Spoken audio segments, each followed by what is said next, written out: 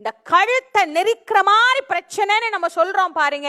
யாருக்கெல்லாம் அப்படி துன்பங்கள் இருக்கிறதோ, உங்கள் வீட்டுல நீங்க என்ன பெருமானை வச்சு கும்பிட்டாலும் சரி, அந்த பெருமான் முன்னாடி ஒரு நெய் தீபத்தை ஏத்தி வச்சு, மாசில் வீணையும் மாலை மதியமும் வீசு தென்றலும் வீங்கில வேணிலும் மூசு வண்டரை பொய்கையை போன்றதே ஈசன் எந்தை இணையடி நிழலேன்னு ஒரு நாளைக்கு காலையிலையும் மாலையிலையும் காலையிலையும் மாலையும் 48 நாள் தொடர்ந்து நீங்க இந்த 4 வரி சொல்லுங்க. எவ்வளோ பெரிய பிரச்சனையாக இருந்தாலும் அது பஞ்சாய் பறந்து போகும் என்பது அனுபவ ரீதியான உண்மை. வாழ்க்கையில ஏற்படுகிற துன்பத்தை, மரணத்தை கூட மாற்றக்கூடிய வலிமை பெற்றது இது. அதுல இருந்து தானங்க மீண்டு வெளியே வந்தாரு. எவ்வளவு அழகா வெளியில வந்தார்.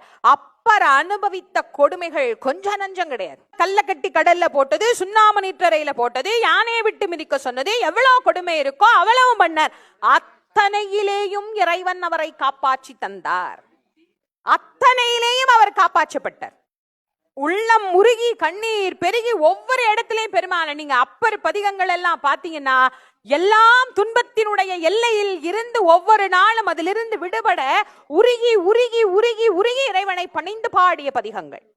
ஒவ்வொரு தலமா போனார்.